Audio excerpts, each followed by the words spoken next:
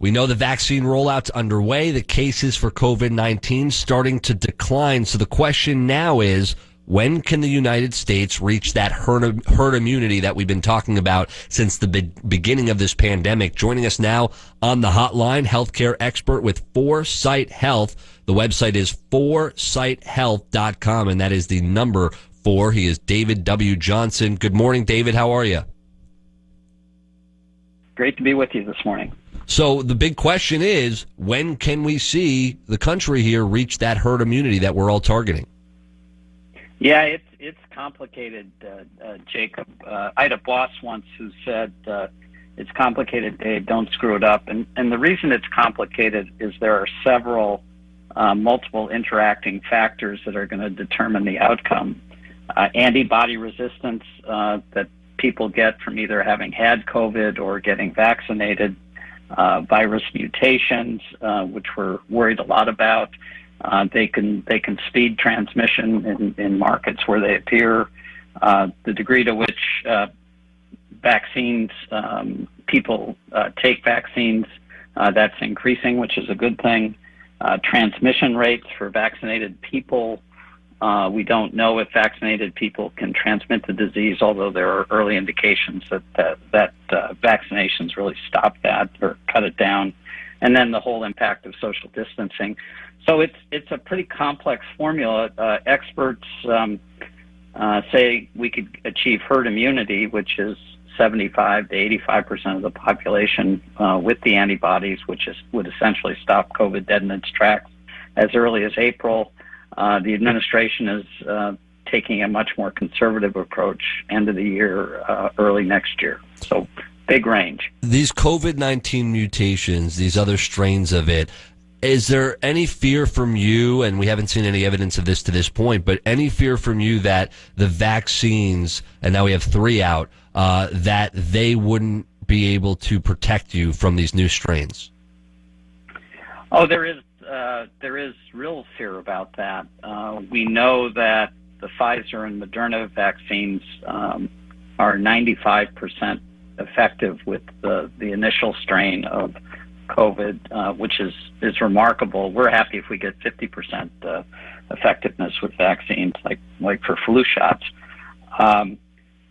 But we are seeing evidence that they aren't as effective with some of these new strains. That's the bad news. The good news is the scientific breakthroughs in how to produce vaccines allow the pharmaceutical companies to adjust the formula and attack these new variations through various types of booster shots.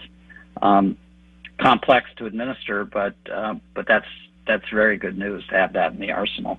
Do you know when we reached herd? Oh, sorry, I'm messing with. Do you know when we reached with the flu? I'm so sorry. Yeah, with the flu, was there a certain time frame that happened, or compared to COVID-19? Herd immunity with the flu, I think tends to be seasonal, right? So, and also nowhere near as negative in terms of impact. So that tends to happen over the course of 6 to 7 months, as we go into winter and then come into spring. And the more people get flu shots, the less the impact is. But the flu can be deadly too, as we know.